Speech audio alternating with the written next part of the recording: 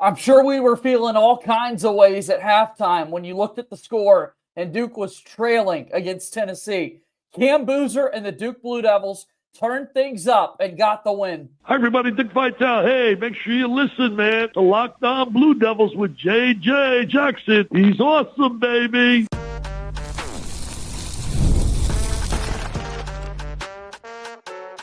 You are Locked On Blue Devils, your daily podcast on the Duke Blue Devils. Part of the Locked On Podcast Network, your team every day. Hello, everybody. Welcome into another episode of the Locked On Blue Devils podcast. My name is JJ Jackson. It's so great to have you here with us today on Monday, October 27th, 2025. Locked On Blue Devils is your one-stop shop where we discuss everything going on inside the life of Duke athletics. Today's show, we're going to recap the Sunday night exhibition win for Duke basketball over the Tennessee Volunteers. It is Clemson week officially for Duke football. So excited to dive into that throughout the course of this week here on the program. We've got so much that we want to get into on today's show. Ryan Lavoie stops by to talk all things Duke basketball with us here on the program. If you haven't done so already, please be sure to follow and subscribe to Locked On Blue Devils for free, wherever it is that you get your podcasts. Leave us a 5-star rating and written review. Take an opportunity to watch our show each and every day on YouTube as well. Like this video, share it with your friends, and subscribe to our YouTube channel. Really pleased with what we're seeing there on YouTube as basketball season is back. A special shout out to all of our basketball fans and a shout out to our everydayers as well. Thank you for making Locked On Blue Devils the great show that it is each and every day. So without further ado, let's bring him on into the program. Ryan Lavoie back with us. What a big-time exhibition game that we were able to watch tonight as Duke is able to take down Tennessee. Feel much better after that second half, Ryan. And you were on last week following the Duke and UCF exhibition. We talked about this is notably not Ferris State and Virginia Union that Duke's going up against. It's not Winston-Salem State or some of the Division II and Division III schools that we've seen in years past. Man, it was fun to see Duke on the road in a tough environment go out and get a win like this. It certainly was, JJ. And again, thank you so much for having me on again. Really appreciate it. Really excited to be talking more basketball with you today. And as for Duke, again, as you mentioned, another big time exhibition game, even bigger than the one we saw this past week against UCF. And of course, playing a preseason top 20 team. They even talked about it with Rick Barnes while the game was happening, how cool it was, how excited he was to be playing someone of the caliber of Duke in the exhibition. I know Jon Scheyer feels the same. So this was a big time college basketball game. Doesn't matter. It's not going to the win-loss total. This is the type of matchup you want to see no matter the time of the season.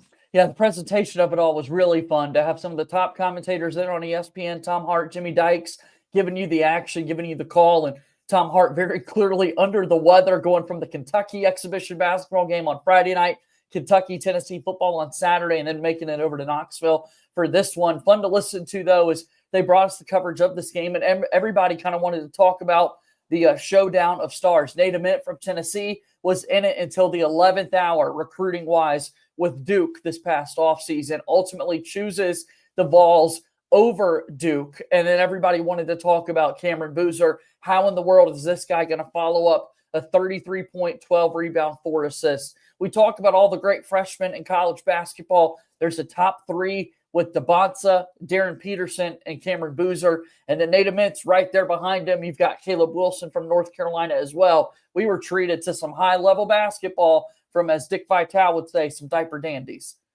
Oh, absolutely. So first, let's start with Duke's guy, right? Cameron Boozer. And he was, again, I know not maybe as efficient as we'd like to see him. But if I just told you the stat line, 24 points, 23 rebounds in a college basketball game.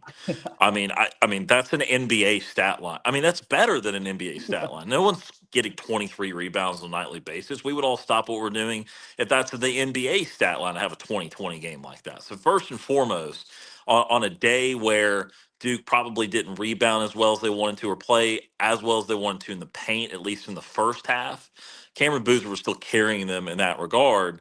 And I just love his game so much already because of how fluid he is, how quick he is, but the strength is there too.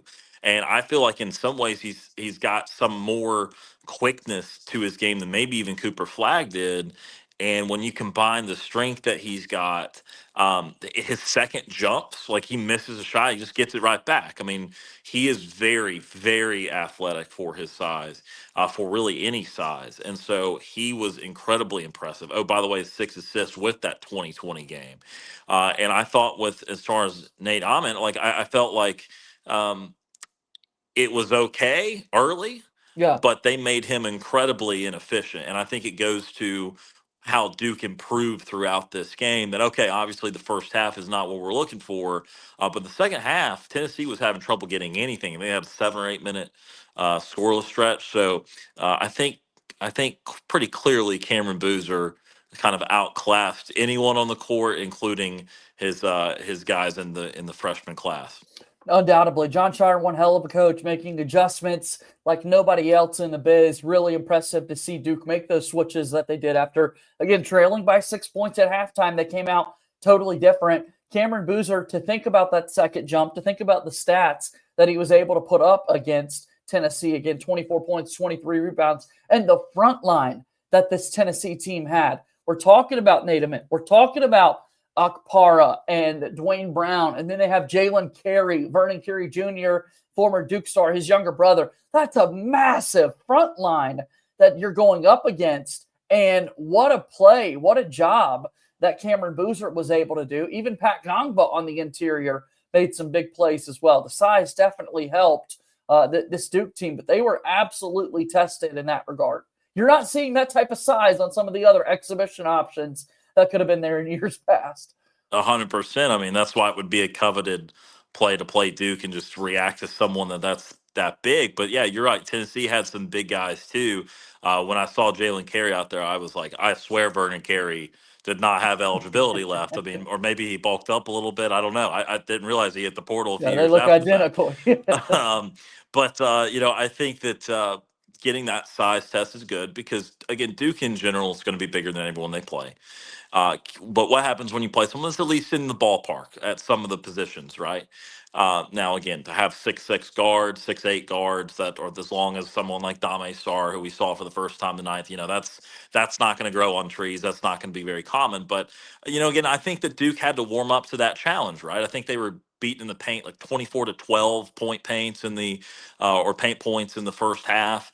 They evened that up in the second half. I think they still lost it by about 8 to 10 for the game, but I'm just saying in the second half they had an even number with them. And so I thought that they again, you could see them in real time improving. And I thought that again, Duke having the size you have, you try to think, okay, well, if they're going to be a good defensive unit with size, how do I counteract that? Well, you try to pick up the pace, you try to play quicker. And Tennessee did that pretty effectively in the first half. And I felt like that was what Duke was also aiming for when they had the ball. I thought this game was much quicker in the first half than it was in the second half. And so when you're doing that, you have more variables and you play at different paces, and you can't just have your good defenses get to be set and be able to be themselves. And so it caused more chaos and it caused more communication issues. And again, Duke was imperfect with that, certainly in the first half. But as the game progressed and they slowed it down a little bit, Tennessee went on that long run just before they made their last basket of not having a field goal. And I know Duke kind of had something similar on the offensive end. Again, just the game just fundamentally was different in the second half, especially the last 10 to 12 minutes. Duke really ramped it up offensively. They looked excellent there in the second half till down the stretch when they weren't able to buy a bucket. But fortunately for them, the defense stepped it up and was able to come up with a victory. Talked about the lack of one-possession games a season ago. Now you're getting these tests early. Want to talk about that and dive a little bit more into the box scores. And we'll do that here in just a moment when Locked On Blue Devils continues. Locked On Blue Devils here today is brought to you by our friends over at Game Time. Game Time is the best. College football is back, and you couldn't be more excited. Tailgates, rivalries, energy in the stands, there's just nothing like it. But let's be real. Actually getting tickets can feel more like a battle than the game itself. Endless waiting queues, hidden fees, prices jumping at checkout. That's why I use Game Time, the app that gives the advantage back to the fans. The easiest way to score last-minute tickets at the best prices with no surprise fees. What you see is what you pay. Pulling up Game Time in just a couple of taps, I saw amazing deals. I'm talking about the favorite college football games for as low as $25. The app is super simple. The exact seat view before you buy, you're able to see with Game Time. So take the guesswork out of buying college football tickets with Game Time. Download the app, create an account, and use our code LOCKEDONCollege for $20 off your first purchase. Terms apply. Again, that's promo code LOCKEDONCollege, LOCKEDONCOLLEGE for $20 off. Swipe, tap, ticket, go. Download Game Time today. Game Time is a proud sponsor of Locked On Blue Devils.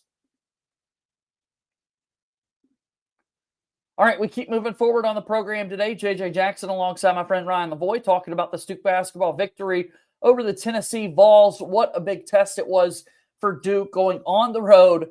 22,000 people in that building. Tennessee has one of the top 5 largest seating capacities arenas in the sport. Fun for them to break that down before the game got going. That's Syracuse, Louisville, Tennessee, Kentucky, and North Carolina, your top 5 in seating venues there. And for 5 freshmen that hadn't gotten a chance to play in a venue like that, all the returning experience that Duke had, now seeing it, really cool that Duke was able to get that before the season even started. Yeah, look, again, we talk about some of the great venues in the sport. Obviously, Duke has probably the best venue in the sport working for its advantage, but it doesn't mean that's the only difficult place to play. And I know that some venues in the ACC can certainly be accredited as being towards the top there, but Thompson Bowling Arena has a unique challenge. And as you said, the attendance factor. Now, again, Duke will be familiar with 2 of the schools that you listed on there with Louisville and North Carolina's venues, of course. But look, I mean, you never know how it'll impact certain players in certain moments. And although a lot of these guys have been groomed to excel at this sport and to be awesome at the college level, you still want opportunities to prove that. And you mentioned a little bit earlier, again, the one possession games and that sort of thing. And Duke, by proxy of just beating the brakes off of a lot of teams last year, or beating a lot of teams convincingly, they only had a few precious opportunities to play in these close games.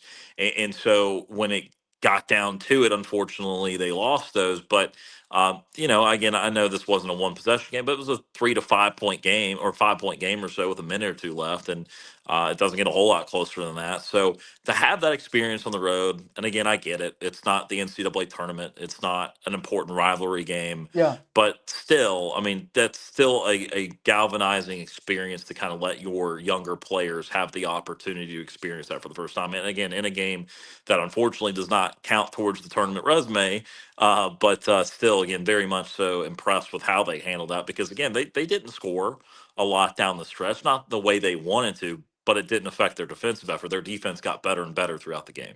Final score 83-76, Duke over Tennessee. Like they did in the first exhibition game against UCF, Duke scored more points in the second half and allowed fewer points in the second half of these exhibition games, and hopefully that continues.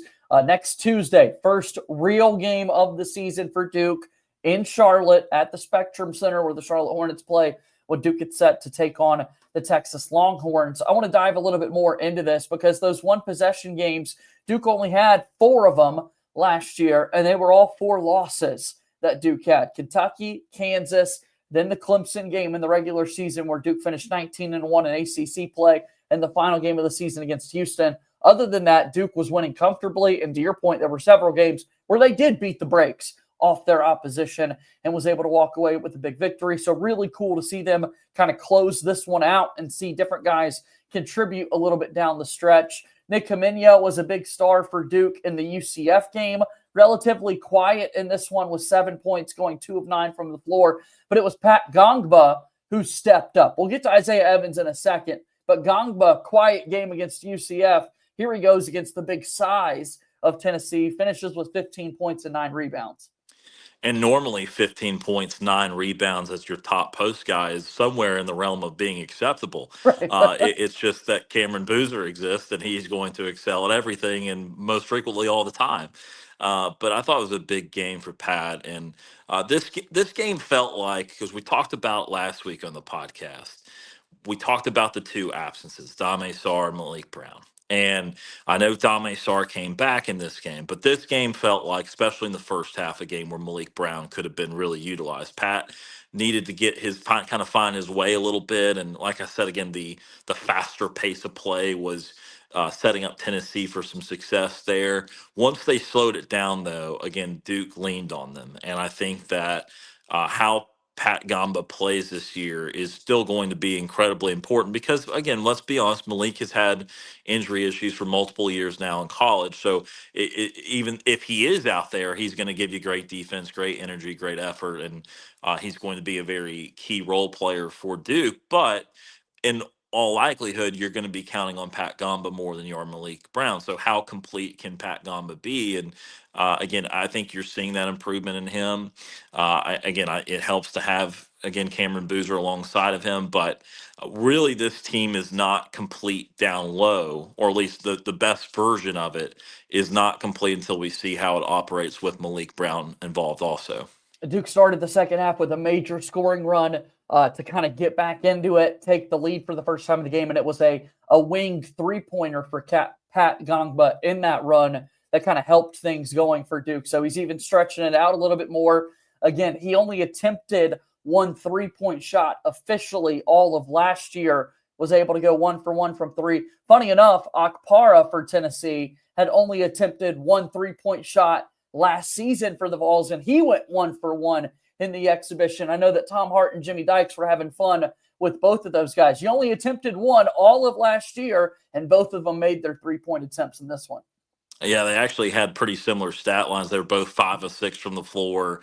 One had 15 points and 9 rebounds. One had 11 and 8. You mentioned the three-pointer. So a little bit of a new year, new me from those big guys. But still, again, it's more about what they are down low. And on a team that's so big, obviously, you do love the switchability that you have defensively. You do love that's going to mean a lot of these players can play multiple positions. But at the same time, there's still no substitute for a big guy that just dominates down low.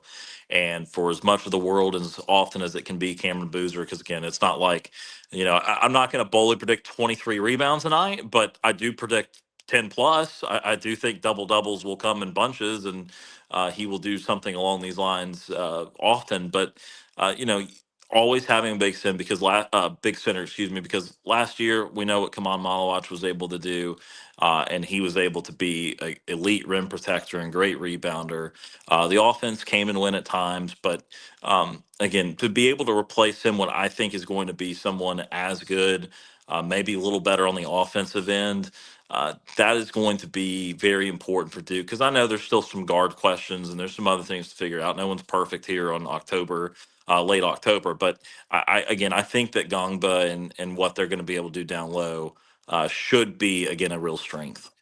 The debut of Dame Sarr, he was able to play. Surprised a lot of people. It surprised me. I thought after we heard Jon Scheyer talk after the game against UCF, felt more like we're going to see Malik Brown and wait a little bit until Dame Sarr returns to play with that oblique strain that he was dealing with. Not the case. Hold out on Malik Brown making his debut until it officially counts against Texas, and Duke did have Dame Sarr active, played 17 minutes, finished with 5 points, 2 of 6 from the floor, 1 of 3 from three-point range, had 4 fouls, all of them coming in the second half.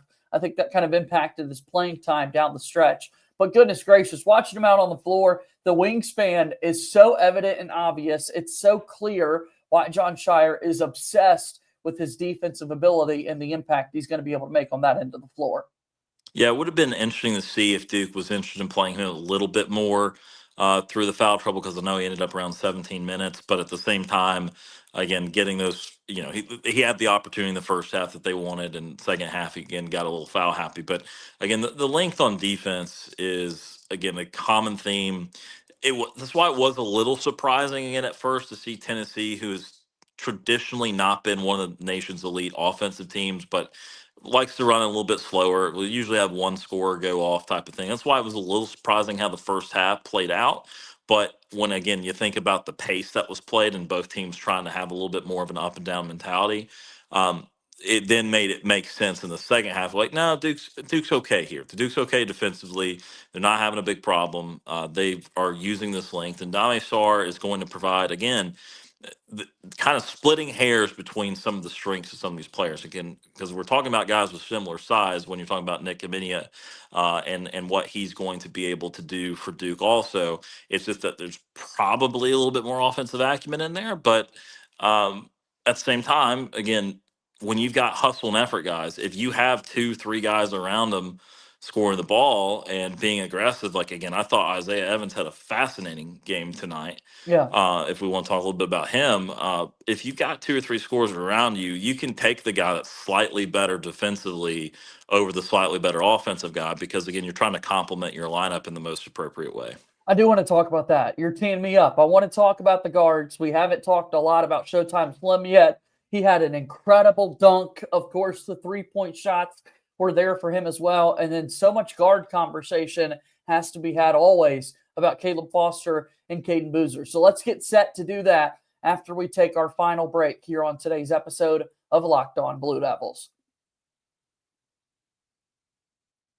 Locked On Blue Devils here today is brought to you by our friends over at FanDuel. FanDuel is America's #1 sports book.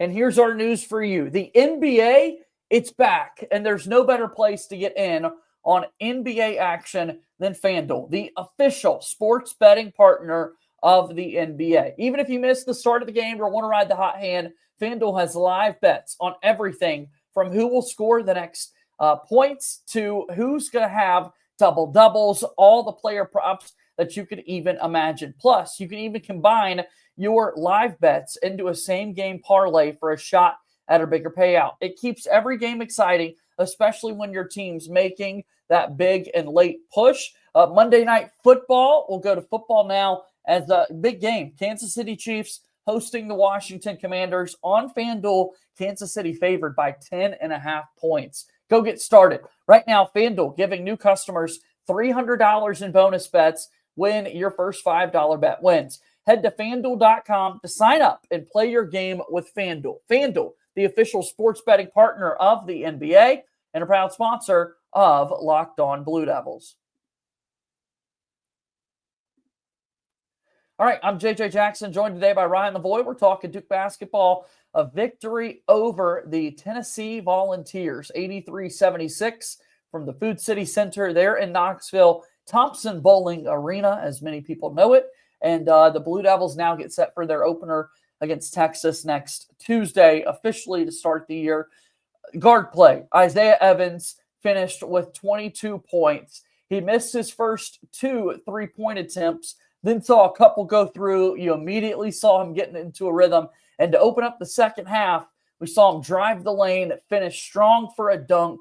Some really exciting plays from Showtime Slim, who goes 8 for 8 from the free throw line. Duke, by the way, did not miss a single free throw in the second half. It was really fun watching Slim play tonight.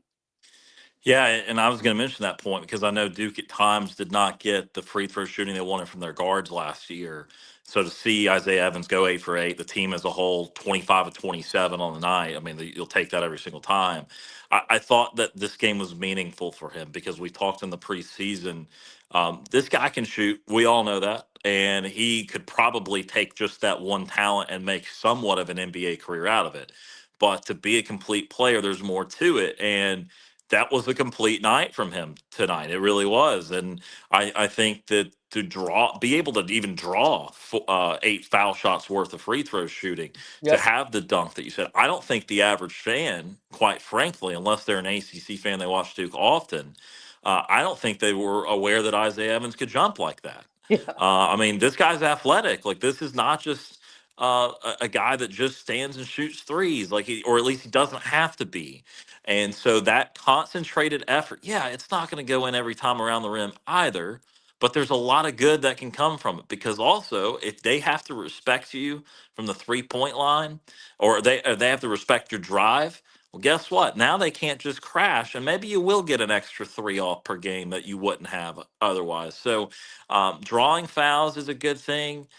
Making free throws, obviously, and being more complete. Because again, what I saw from him was a more complete version, and a more complete version of Isaiah Evans is certainly doable and would be very meaningful to this team. Because again, I thought some of the other guards did not have good nights tonight, but you kind of got covered up by the fact that he was kind of complete on the offensive end. Yeah, great Isaiah Evans games are great for everybody involved. And so hopefully we get to see a whole lot more of that from Showtime Slim. Let's talk about those other guards. Caleb Foster, Cayden Boozer, going to be competing for playing time. Had a couple of minutes out there on the floor together for this Duke team. Foster, of course, the starter once again. And if you look at minutes alone, he doubled up what Cayden Boozer was able to do in minutes, with Caleb Foster playing 29 and Cayden Boozer playing 15. We went to plus minus immediately the last time we looked at these two guys comparing their games. It was plus 27 for Cayden Boozer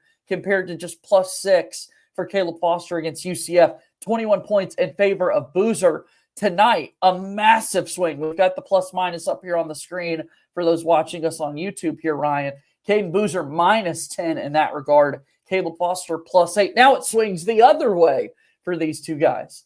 So you said plus 21 was the difference in the last game, essentially. Yep, in favor of Cayden Boozer, yes. So now plus 18 in form of Foster, so it's plus 3 Boozer on the aggregate through 2 games. Here's my cautionary tale on plus minus. I think it's good in a large sample size. I think it's very misleading in a small sample size. And I think that's proof of that from 2 games, because the truth is that Boozer is probably not negative 10. He's probably not plus 21. He's probably somewhere in between. And I think that when you get about 5 or 6 games, then you can start to see it together. Because I always see this in the NBA all the time. Someone got hot off the bench that night. Someone had I made 5 threes in this game, and I'll make 5 in the whole next month. You never know what happens on the court, and you're not directly responsible for it necessarily. So I like it in a bigger sample. I think it tells you about how this guy gels in different lineups and what the norm is for him. But in any one game, I would caution it. But that does not take away from the point that neither one of those guys played their best tonight. Caleb Foster, I believe, had the 1 assist to 1 turnover. Cayden Boozer had the 2 assists to 1 turnover. I think what was it the other night? Was it 7-1, 8-1? It was 9-1. 9-1 somewhere. Okay. 9-1 in the aggregate. So that aggregate is more what I'm focused on from a team perspective. Now, as you're trying to determine who deserves to play a little bit more, and again, Caleb Foster definitely deserves the right to do that to start the year, but you're always trying to make yourself better, and you play the best players, period. You do evaluate it. But if you're looking just for what the team number needs to be, well, 3-2 is not very, exciting. Yeah. And then also you combine their scoring. It's not like either one had a breakthrough scoring night either. So again, we're talking every little thing here. Obviously, in an 83-76 win on the road against the top 20 team, if that's what happens the regular season, you can take that pretty much every time. But just as you look for, okay, what possibly could trip up this Duke team? What could be things that you point to down the road? This is why this was a close loss, or this is why you didn't win the title. Just these little things that add up at the end of a close loss. One of those things would be, hey, I mean, you do think that it would be one of those things. It would be something like having only 3 assists, 2 turnovers. It would be something like combining for 2 of 7 from the floor. So not time to panic with those guys, but at the same time, that would be one of the very few things I think to be monitoring for this Duke team as we start the season here. Well, we're going to be monitoring a lot of it for Duke basketball, as, of course, the season is just 8 days away when Duke will be set to take on Texas there in Charlotte. Always fun to hear your insight on this, Ryan. Excited to see what this Duke team is going to be able to do going into the season, playing a team like Texas. Then they've got games against Western Carolina and Army and Indiana State. You can level down the competition maybe a little bit before they get back into that tough non-conference stretch. And all in all, I think we're both a big fan of these more premier non-conference exhibition games that we've seen so far, right? Absolutely. And I think it benefits you whether you're supposed to be good, bad, or indifferent. Again, I think, I mean, seriously, you play competition that you expect to be in the NCAA tournament or competing to be in the NCAA tournament. Again, it could be a team like UCF, who, again, I would think would probably be more like an NIT team, be a team like Tennessee that always aspires to be up there in the SEC and be able to make second weekend of the NCAA tournaments at the minimum. It doesn't matter which level you're talking about, or if it's someone on the other side of things looking at a Duke team that expects to be competing for the national championship. This helps you get better. And with all due respect to the lower levels of college basketball, it's great for them. It's awesome. And I love for them that they get some of these opportunities to play schools that they normally wouldn't and venues that they normally wouldn't. But it's just kind of like running against your walk-ons or your third teamers. Yep. Like, again, it's just not as beneficial to you playing teams that are going to force you out of your comfort zone. So again, when you're playing at Tennessee, as you mentioned, there's very few schools that are at a small level of college basketball. They're going to have guys as big as Tennessee that you can actually go up against. I mean, you'd be looking at it, and no one would be as big as even Dame Sarr on some of those teams. So that doesn't help you, So I think it's a big deal around college basketball. I think the coaches, as you heard on the broadcast, clearly prefer it, and I think it's a net positive for sure. Great to see you, Ryan. Thanks for stopping by the show today. It's always fun to talk basketball. Thanks for doing this. Absolutely, man. Anytime. That's Ryan Lavoie joining us today's episode of Locked On Blue Devils, and that is going to bring our show today to a close. Let us know in the comments down below, what were your big takeaways from Duke's exhibition victory over Tennessee? Big week ahead and content as we look forward to the first game of the season, and we'll have more football conversations coming your way as well. Big game coming up on Saturday for Duke against Clemson.